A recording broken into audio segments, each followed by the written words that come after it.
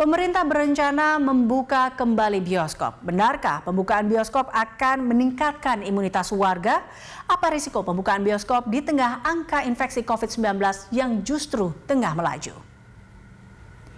Gubernur DKI Jakarta Anies Baswedan menyatakan pemerintah provinsi mengizinkan pembukaan kembali bioskop dalam waktu dekat.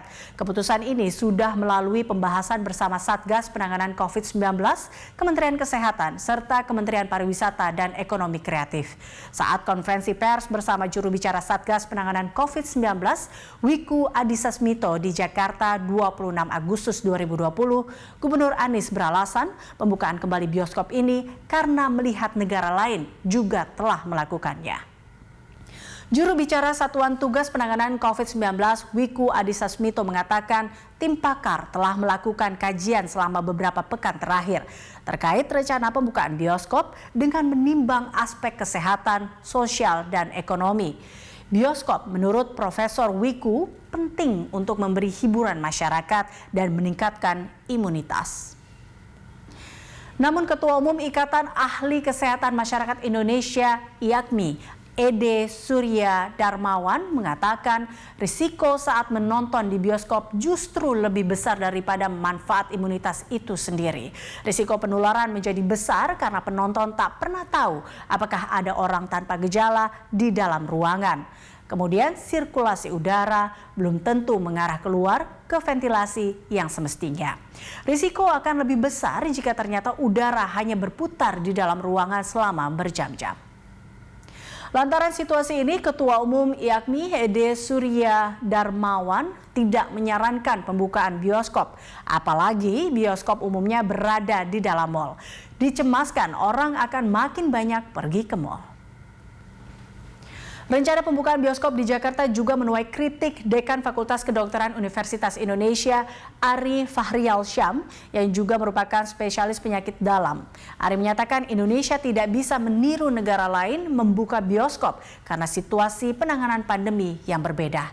Jangan sampai pembukaan ini membuat masyarakat semakin abai akan protokol kesehatan karena mengira situasi sudah normal.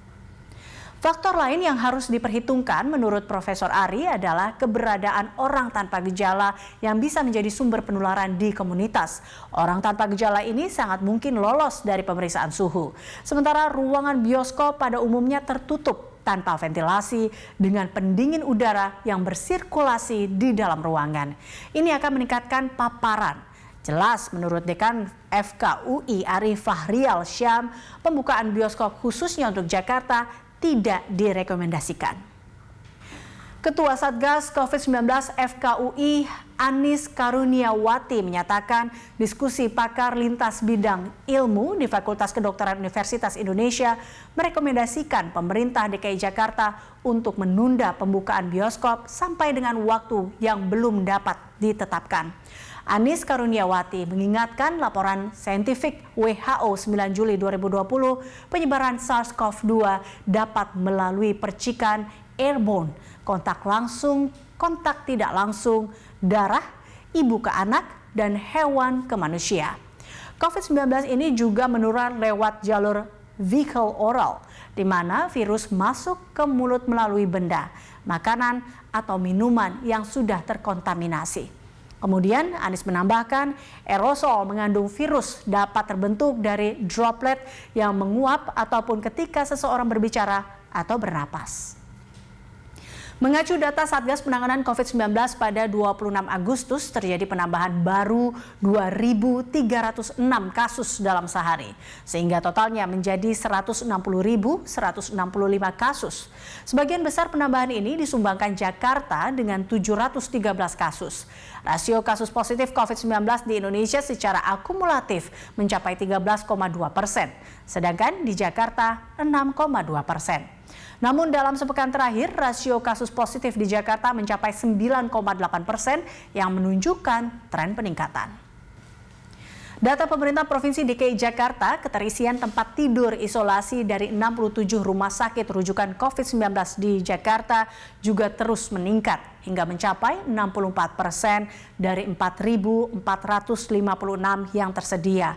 Sementara tingkat keterpakaian 483 tempat tidur intensive care unit atau ICU mencapai 71% dengan tren yang juga terus meningkat. Pembukaan bioskop bak buah si malakama antara alasan kesehatan dan alasan ekonomi. Berikut sejumlah alasan pemulihan ekonomi untuk pembukaan bioskop. Ini meminggirkan hitungan ekonomi bila kasus terinfeksi COVID-19 melonjak karena pembukaan bioskop.